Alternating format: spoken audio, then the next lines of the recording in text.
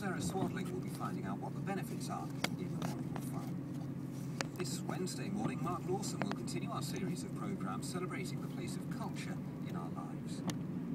One of the things you discover very early on as a critic, and I wasn't very aware of this, is the sheer unpredictability of most big hits. From The King's Speech to 50 Shades of Grey, often the biggest successes take us by surprise. Mark Lawson and guests discuss what shapes our cultural choices. I can't see absolutely anything.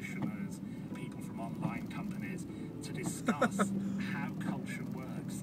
What is it that makes success? The Cultural Exchange on Wednesday morning at 9 on BBC Radio 4. I'm driving a full bean and I can't see absolutely nothing. Sarah is mussel fishing in North Wales to explore the benefits of getting food Funny. protected by the EU. Good morning. Parmesan cheese, Scottish smoked salmon, Stilton, champagne. They're just a few examples of food and drink which have been successful in getting their name protected by the EU, giving them a brand worldwide. Here in the UK, there are just 47 registered products compared to countries like France, which have more than 150. So, depends on your farm. We're in Porto Bay in North Wales to look at just how difficult it is to get this protection and whether it can really transform the business.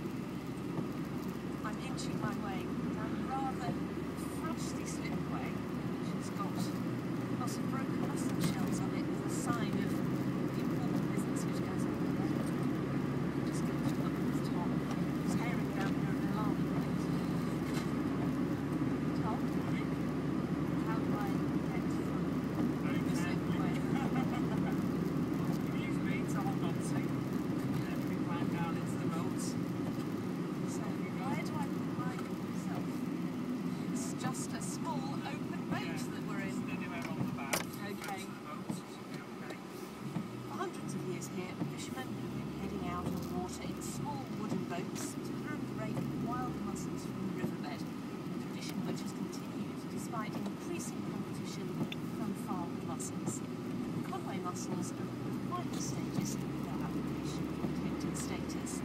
I'm here to find out just how special these mussels are and why they need to be protected.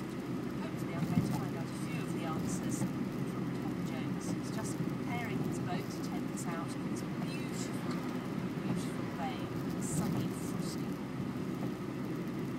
Where are we exactly, Tom?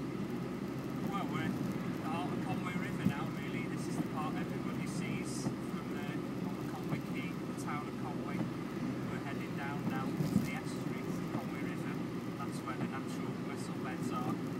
So we'll find a spot there and sure we can break for some mussels. The light today is absolutely crystal clear. There's not a cloud in the sky. Just forming an arc across the river to turn round and face the castle again, which has a low, pale winter sun shining over it. It's extraordinarily beautiful surroundings. Yeah, we're incredibly lucky. I suppose we don't appreciate it so much as fishermen because we're here every day. But it is a wonderful place, you know. Like I said, we've got a castle here, and when the sun's behind it, it's quite magical, really. So tell me about these mussels. Why are they special? The natural beds in Conway have been there for 500-600 years, maybe more. It's the earliest known record of when people started breaking for mussels. They're not dredged or overgrown in any way, so the age of the mussels here is a lot older than what you get where they're processed by man. The actual technique of hand draking for mussels is a tradition that we've kept alive here for many years, or 200 years or more now. How many people are still doing it? Not as many as there used to be, unfortunately. Full time now, probably about 7 or 8 fishermen, including myself. We don't tend to get any, like a young breed really coming into the job. You're fairly young yourself, though. Well, yeah, I'm here because I'm following the footsteps of my dad, so like his dad did it, my dad did it, so now it's my turn. So it's definitely a family of generations type of work. Why do Conway mussels need EU protection? Why does the name need protection, do you think? Just like I said. Oh, complicated boat manoeuvre We're going. And we're off again. I think it's a case really of because our mussels are so unique and you know, have that distinct quality about them, that we should do something to make sure that it stays in Conway and it's the Conway fishermen that carry on raking for the mussels. What sort of protection are you applying for, and what does that stop other people doing with your product if you get that protection?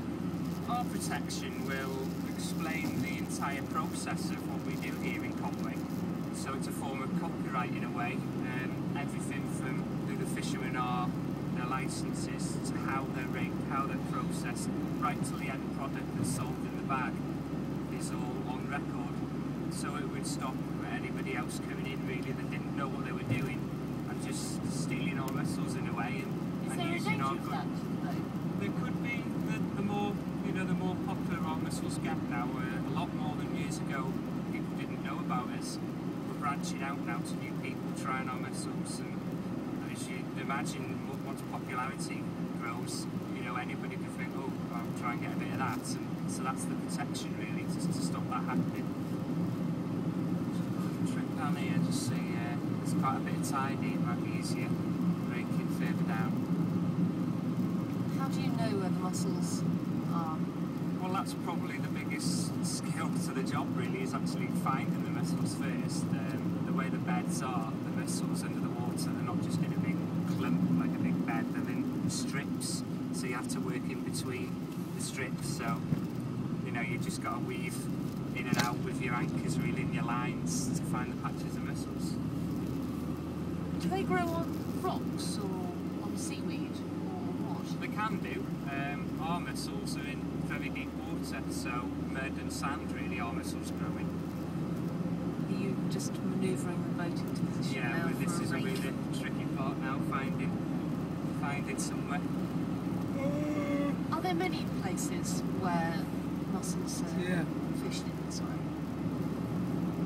Nowhere else in the UK fishes for mussels like us with the hand rakes. There's certainly other places where mussel beds are formed naturally, but on a purely for a commercial basis now, it's a big business to be dredging mussels to Actually make farming farming mussels. I mean, that's a commercial big business.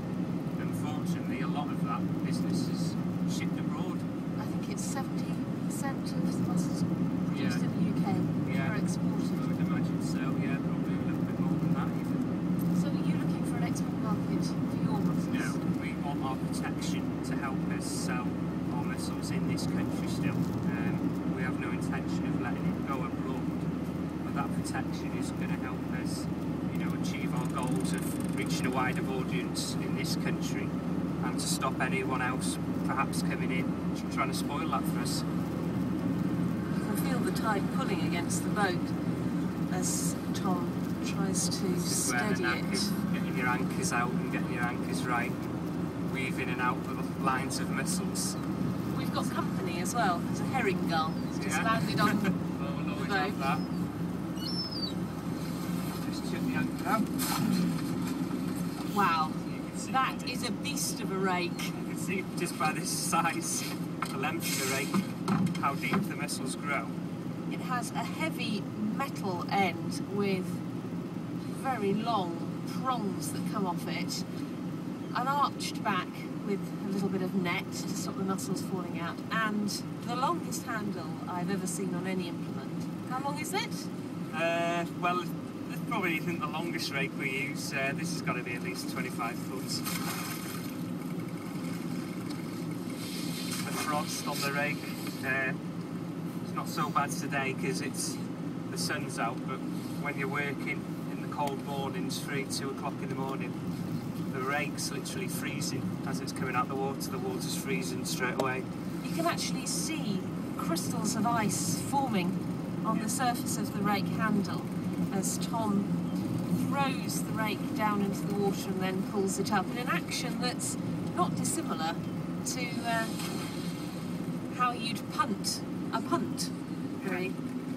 It's such a big, long and heavy rake, but actually you've got to be very delicate with it. You've got to let it just glide onto the surface, and then you can feel the mussels underneath, deep in the water.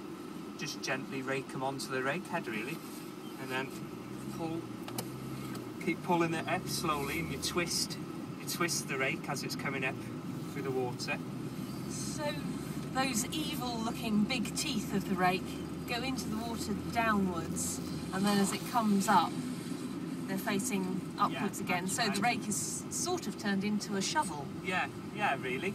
What weight of mussels would you hope to have on it? So you'd probably get between 5 and 10 kilos on the end of your rake in each time you throw it into the water. And by the end of the tide, you're going to have about 500 to 600 kilos in the boats. You can imagine how many times. That's work for me. Just driving, turning around. And you can see the sign for Burger King.